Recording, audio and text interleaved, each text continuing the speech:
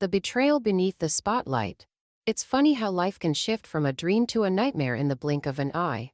A few years ago, I had everything I thought I'd ever wanted: a perfect marriage, a luxurious life, and a best friend I trusted more than anyone in the world. But now, as I sit in my cold, empty apartment overlooking the city, the echoes of betrayal still sting as sharply as they did that date. My name is Emily Carter. For 5 years, I was married to Nathaniel Carter, a man who seemed to have stepped straight out of a fairy tale. Nathaniel wasn't just my husband. He was the CEO of Titan Motors, one of the largest automotive companies in the world. A self-made billionaire, he was charismatic, intelligent, and, above all, magnetic in every sense of the word. Women adored him, men admired him, and the world envied the life we shared. And then there was Mia, my best friend since we were teenagers. We'd been inseparable, bonded by years of shared secrets, laughter, and tears. Mia had always been there for me, through every high and low. She was the one who held my hand when I broke up with my college boyfriend, the one who cried tears of joy at my wedding, and the one I trusted with every fiber of my being. I never imagined that these two people, the ones I loved the most, would destroy me. The beginning of the end. It all started innocently enough, or so I thought. Nathaniel and Mia had always gotten along well, but I never found it unusual. Mia was charming and warm, the kind of person who could light up any room. Nathaniel appreciated that about her, often joking that she was the life of the party whenever we hosted events. But as the months turned into years, little things began to change. At first, I dismissed them as coincidences, a lingering glance between them during dinner, their private jokes that excluded me, or the way Nathaniel's eyes seemed to light up when Mia entered the room. "You're being paranoid, Emily," I told myself repeatedly. "They're just friends. Stop overthinking it." And for a while I believed that, until the day I found the necklace. The necklace. It was a Saturday afternoon, and Nathaniel was out of town for a business trip. I had decided to surprise him by organizing his study, which had become cluttered with papers and old files. That's when I found it, a small velvet box tucked away in the bottom drawer of his desk. My heart raced as I opened it, expecting to find a gift he'd bought for me. Instead, I was met with a delicate gold necklace adorned with a tiny sapphire charm. It was beautiful, understated yet elegant, exactly Mia's style. Confused, I searched for a note or receipt but found nothing. A sinking feeling settled in my stomach, but I convinced myself that there had to be an explanation. Perhaps it was a business gift, or maybe he had bought it for me and forgotten to give it to me. That evening I called Mia.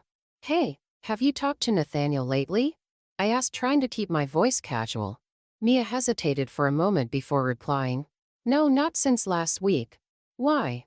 "Just curious," I said, forcing a laugh. "I found something in his study and thought he might have mentioned it to you." Her tone remained light, but something about the way she quickly changed the subject left me uneasy. Unraveling the truth. Over the next few weeks, I couldn't shake the feeling that something was wrong. Nathaniel's business trips became more frequent, and Mia seemed to be avoiding me. Our once daily calls dwindled to sporadic messages, and whenever I tried to make plans with her, she always had an excuse. Then came the gala. Titan Motors was hosting its annual charity event, and as Nathaniel's wife, I was expected to attend by his side. Mia, as always, was invited as well. I spent hours getting ready, determined to look my best despite the doubts gnawing at me. When I arrived at the venue, the room was buzzing with excitement. Nathaniel was already there, mingling with investors and board members. As I made my way toward him, I noticed Mia standing near the bar, a glass of champagne in hand. She looked stunning in a sleek black dress, her hair cascading in perfect waves. "Nathaniel mentioned you'd be late," she said when she saw me, her smile a little too bright. "He did," I replied, my voice sharper than I intended. Nathaniel's return. One evening as I was leaving the office, I found Nathaniel waiting for me in the lobby.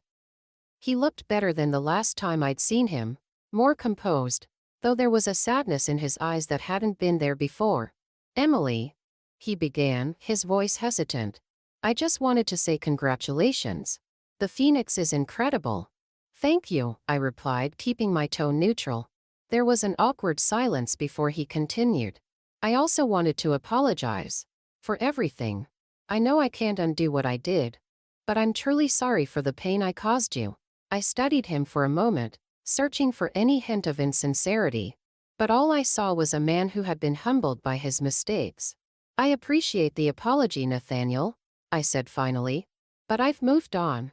I hope you can too." He nodded, a faint smile crossing his lips. "You've become everything I always knew you could be. I'm proud of you, Emily."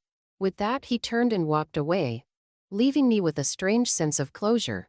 The unexpected twist. Just as Titan Motors was beginning to thrive under my leadership, an unexpected challenge arose. A rival company, Helix Automotive, launched a smear campaign against us, accusing Titan of cutting corners in its sustainability efforts. The accusations were false, but the damage was done. Social media exploded with criticism, and several major investors began to reconsider their support. I knew I had to act quickly. With Daniel's help, we launched a full-scale investigation to prove our compliance with environmental standards. At the same time, I made the bold decision to invite journalists and environmental activists to tour our facilities, giving them an unfiltered look at our processes. The strategy paid off. Within weeks, the narrative shifted, and Titan Motors emerged stronger than ever. The Phoenix became a symbol of resilience, and sales skyrocketed once it hit the market. Mia's return. Just when I thought I had seen the last of Mia, she reappeared. One afternoon, I received an email from her, short and to the point. "Emily, I need to talk to you. Please. It's urgent." "Mia." I debated whether to respond. Part of me wanted nothing to do with her, but curiosity got the better of me. I agreed to meet her at a small cafe in the city. When she arrived, I barely recognized her. The confident, glamorous woman I once knew was gone. In her place was someone who looked lost and broken. "Thank you for meeting me," she said, her voice trembling. "What do you want, Mia?" I asked, keeping my tone cold. Tears welled up in her eyes as she began to speak. "Nathaniel and it didn't work out. He never stopped loving you, Emily. And I made the biggest mistake of my life." Her words took me by surprise, but they didn't stir the emotion she might have hoped for. "I didn't come here to hear your regrets," I said. "You made your choice, Mia. And I made mine. I've moved on, and so should you." She nodded, wiping her tears. "You're right. I'm sorry, Emily. For everything." I didn't reply. Instead, I stood up and walked away, feeling a sense of finality, a life reclaimed. With the past finally behind me, I focused on the future. Titan Motors continued to thrive, expanding into new markets and setting new standards for sustainability. The Phoenix became the first of many groundbreaking innovations under my leadership. As for me, I found happiness in ways I never expected. I traveled the world, made new friends, and eventually opened my heart to love again. Looking back, I realized that the betrayal that once shattered me had ultimately set me free. It forced me to rediscover my strength, my purpose, and my worth. And for that I was grateful. A new love, a new beginning. As the years passed, I immersed myself in work, building Titan Motors into a beacon of sustainability and innovation. But even with all the success, there was a part of me that longed for more. A connection beyond business, a partner who would stand by me, not overshadow me. That's when I met Adrian. Adrian was an environmental engineer and the founder of a small startup specializing in renewable energy solutions. Our paths crossed at an international sustainability summit, where he delivered a passionate keynote speech about the future of clean energy. His words resonated deeply with me, not just because of his vision but because of the quiet strength and humility he exuded. We struck up a conversation after his speech, discussing potential collaborations between his company and Titan Motors. What started as a professional connection soon blossomed into something more. Adrian was different from anyone I had ever known. He wasn't intimidated by my success or threatened by my independence. Instead, he admired my ambition and encouraged me to dream even bigger. With him, I felt seen, not as a CEO or a public figure, but as Emily, a woman with hopes, fears, and a heart that was finally ready to heal. The new frontier. Together, Adrian and I embarked on a project that would change the world. Combining Titan Motors' expertise in automotive design with Adrian's breakthroughs in renewable energy, we developed a revolutionary charging network powered entirely by solar and wind energy. The project, dubbed EternaGrid, aimed to make electric vehicles accessible to even the most remote communities. It was a bold vision, one that required massive investment and unyielding dedication. But we were determined to see it through. As Eternagrid took shape, so did our relationship. Adrian proposed during a quiet evening at my favorite spot overlooking the city, a rooftop garden I had discovered during my lowest days. "I never thought I'd find someone like you," he said, holding my hands as he knelt before me. "Someone who inspires me every day and makes me believe that together, we can achieve anything. Emily, will you marry me?"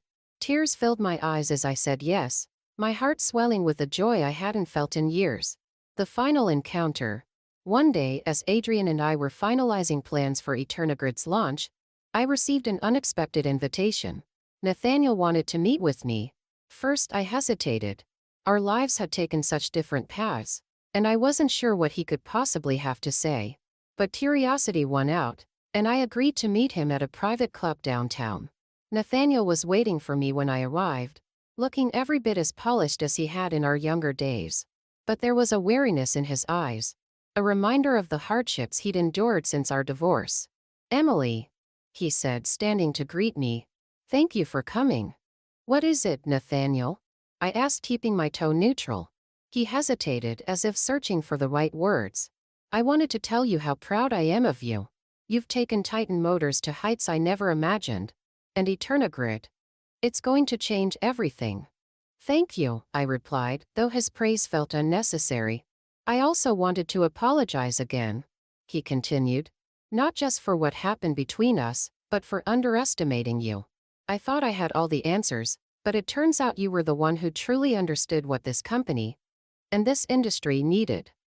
His words were sincere, and for the first time I felt no anger toward him.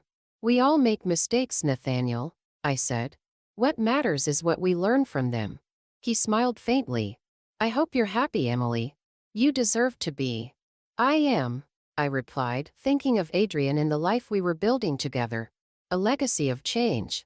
The launch of Eternagrid was a global event, drawing attention from world leaders, environmental activists, and the automotive industry.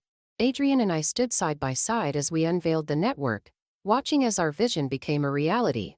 In the months that followed, Eternagrid transformed the way people viewed electric vehicles. Charging stations powered by renewable energy popped up in rural villages, bustling cities, and everywhere in between.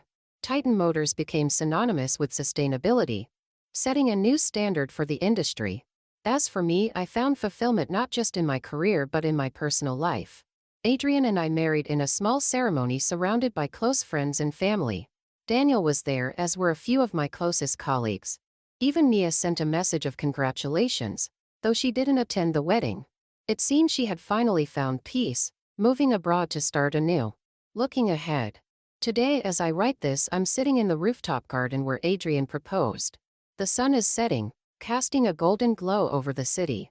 Titan Motors and Eternagrid are thriving, but more importantly, so am I. Life has a way of surprising us, of turning pain into purpose and loss into growth. The betrayal that once seemed insurmountable became the foundation for a life I never could have imagined. And for that I am grateful. Because in the end, I learned that the greatest victories come not from revenge, but from resilience. A letter to my past. Sitting in my rooftop garden, I find myself reflecting on the journey that brought me here. The path was anything but smooth, and yet I wouldn't trade any part of it.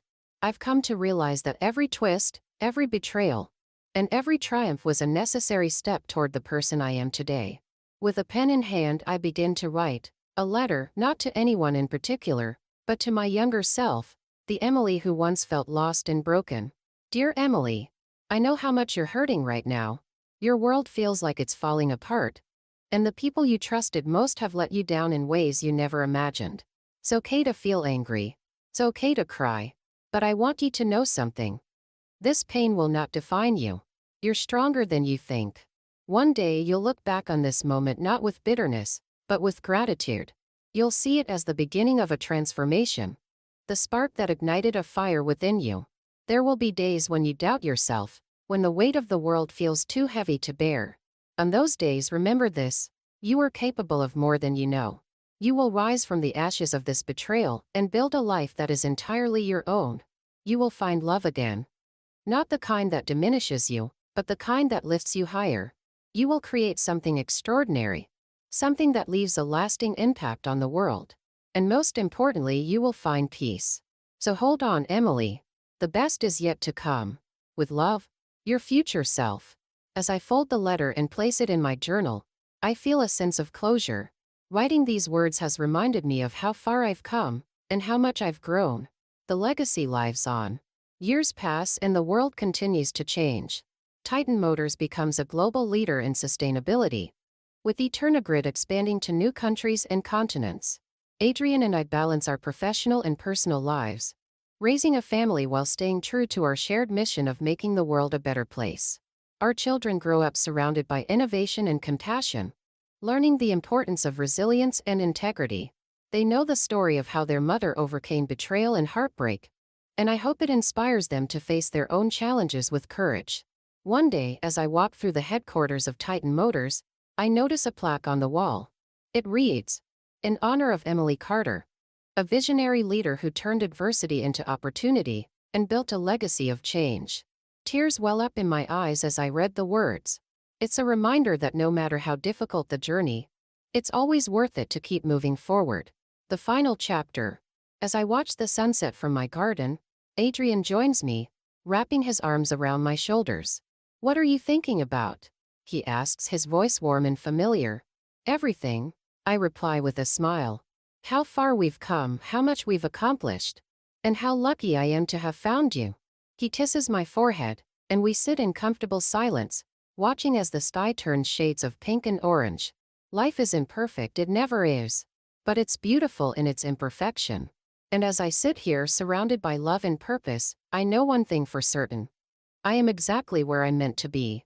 The success of Titan Motors and Eternogrid sparked a revolution in the automotive and energy industries. Other companies began following our lead, investing in renewable energy, sustainable design, and equitable business practices. What started as a single idea between Adrian and me became a global movement, proving that profit and purpose could coexist. I began receiving invitations to speak at international summits and universities, sharing my story not just as a business leader, but as someone who overcame personal adversity to create meaningful change. Standing on those stages, looking out at thousands of eager faces, I felt an immense sense of responsibility. It wasn't just about me anymore. It was about inspiring others, women who felt underestimated, people who faced betrayal, and dreamers who thought their goals were too far out of reach. If I could rise from the ashes of my past, so could they. An unexpected reunion. Years later, during a charity gala hosted by Titan Motors, I spotted a familiar face in the crowd. Mia was standing near the entrance, nervously clutching her handbag. She looked different, older, more subdued, and far from the confident woman I once knew. I debated whether to approach her. Part of me wanted to ignore her, but another part, the one that had learned to let go of bitterness, decided otherwise.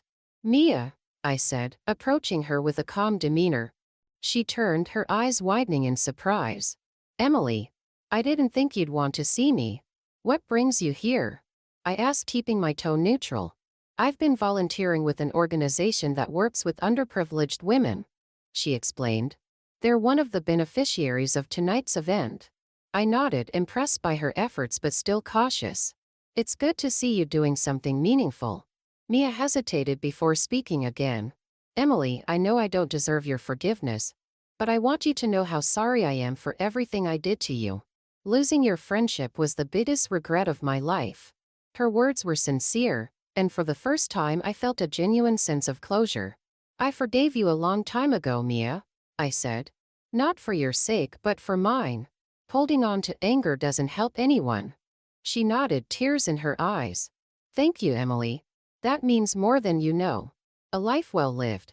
As the years turned into decades, my life became a tapestry of achievements, love, and lessons learned. Adrian and I watched our children grow into compassionate, driven individuals who carried forward our legacy of innovation and kindness. Titan Motors continued to thrive, becoming a symbol of resilience and progress in an ever-changing world. The Phoenix line of vehicles expanded, and Eternogrid reached even the most remote corners of the globe, bringing clean energy to communities that had once been forgotten. In my later years, I decided to step down as CEO, passing the torch to a new generation of leaders who shared my vision. It wasn't an easy decision, but it felt right. I had built something that would outlast me, and now it was time to focus on other passions: mentorship, writing, and spending time with my family. The final reflection. On my 80th birthday, my family threw a celebration at the same rooftop garden where Adrian had proposed to me all those years ago. Surrounded by friends, colleagues, and loved ones, I couldn't help but marvel at the journey that had brought me here. As the evening drew to a close, my eldest granddaughter approached me with a question. "Grandma, how did you do it? How did you stay strong after everything you went through?" I smiled, pulling her close. Sometimes life will test you in ways you never expected. But the secret is this: you don't let the bad moments define you. You take the pain, the heartbreak, and the betrayal, and you turn it into fuel. You build something beautiful out of the ashes. That's how you stay strong.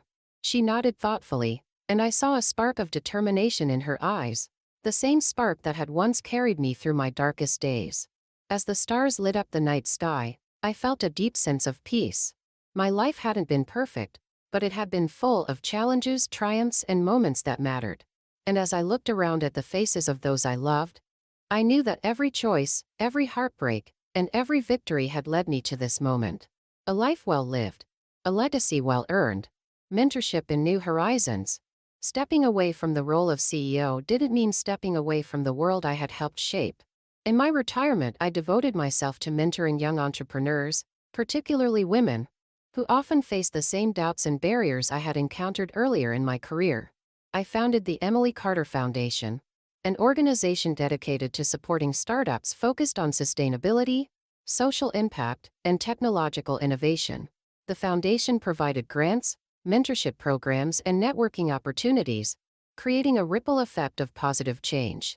Adrian and I also traveled the world, speaking at conferences and working with global organizations to address climate change and promote clean energy. Together, we became advocates for a better future, our voices amplified by the impact we had already made. A new challenge. One day, while visiting a rural community in South America, Adrian and I were struck by the harsh realities faced by people living off the grid. Despite the widespread adoption of EternaGrid in urban and suburban areas, many remote regions still lacked reliable access to clean energy. Determined to bridge this gap, we launched a new initiative, Eternalight. This project focused on developing compact, affordable solar-powered systems that could be easily transported and installed in remote locations. Eternalight quickly gained traction, and within a few years, it became a lifeline for countless communities.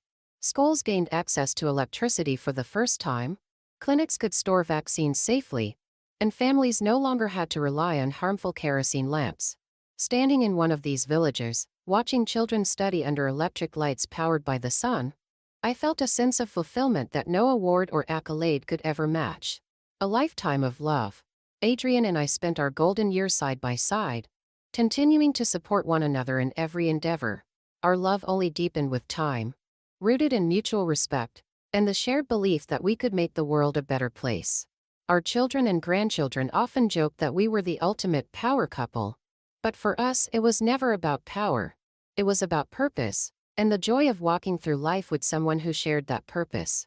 Even as our hair turned gray and our steps grew slower, we remained active in the causes we cared about. Adrian often said that the greatest legacy we could leave wasn't the projects we had built, but the values we had instilled in those who came after us. The final chapter. As the years went by, the world changed in ways I could never have imagined.